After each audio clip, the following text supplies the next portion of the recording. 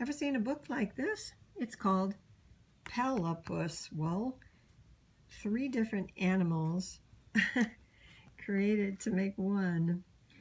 You might start with this one. You call this animal a porcupine, a porcupine, a porcupine. You call this animal a porcupine. That's the name we use. So porcupine has 3 sounds to it. Porcupine. And this porcupine has 3 parts. Let's try another animal. Here's a different, it's kind of a bug. You call this animal a grasshopper, a grasshopper, a grasshopper. You call this animal a grasshopper. That's the name we use. Let's try one more. Another animal that has 3 sounds in its name, kind of funny sounding, is right here. You call this animal a platypus, a platypus, a platypus. You call this animal a platypus. That's the name we use. So there's a platypus. Platypus. 3 sounds, just like grasshopper or porcupine. How many animals can you think of that have 3 sounds like that in their name? Well, let's mix this up a little bit and we'll change this animal. Ooh, that'd be a strange looking critter. We'd have to call this animal a plathopper, a plathopper, a plathopper. We call this animal a plathopper. That's the name we use. Or if we were going to change the top of this animal, there's the grasshopper's head. There's the porcupine's body.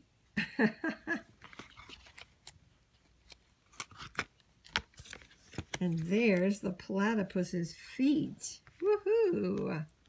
What would we call this one? You'd have to call this animal a grasscapus, a grasscapus, a grasscapus. You'd call this animal a grasscapus. That's the name we'd use. Should we do one more mix up here? Let's put the porcupine's feet. Let's try the grasshopper's body. And we'll put the platypus's head. Ooh, what do you think? What should we call this one? We'd have to call this animal a platypine, a platypine, a platypine. We call this animal a platypine. That's the name we'd use because he has a platypus for a head. He has a grasshopper for a body. And he has a porcupine's feet. Platypine. Well, that's not real. But it's kind of a fun book.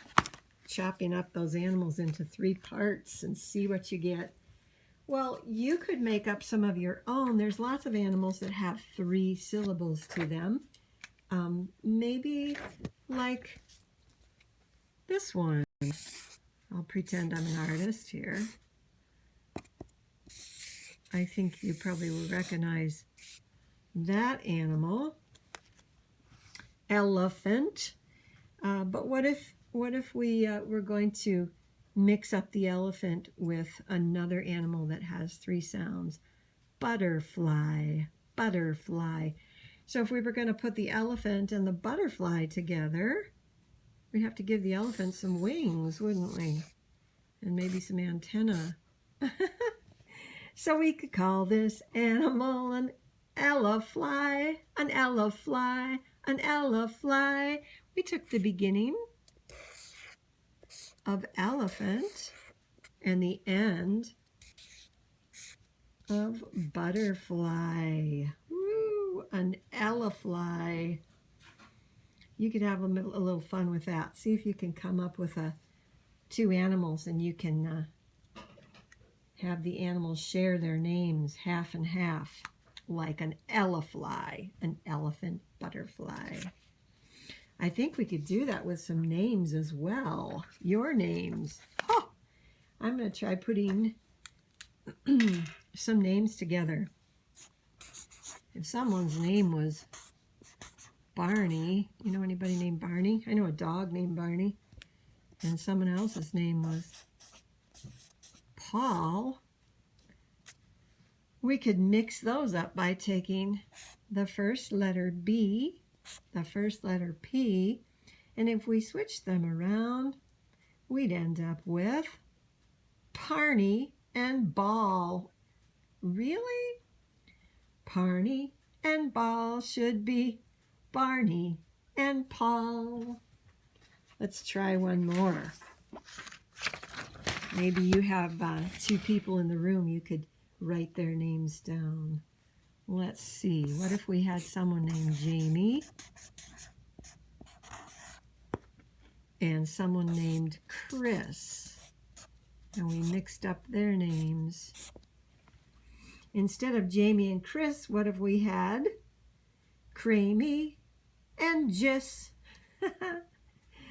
Cramey and Jis. Cramey and Jis. No, no, no, that should be Jamie and Chris. Let's try one more. If someone's name was Jeremy, oh, what if someone's name was Mike? So we have a J and an M. Let's switch those. Maramy and Jike. Maramy and Jike. No, no, that should be Jeremy and Mike. So you can have some fun with names, animal names, your names. Mix them up, change the letters, see if you can create a new creature, like putting together an elephant and a butterfly to get, where did that picture go? An elefly. Woohoo, there it goes.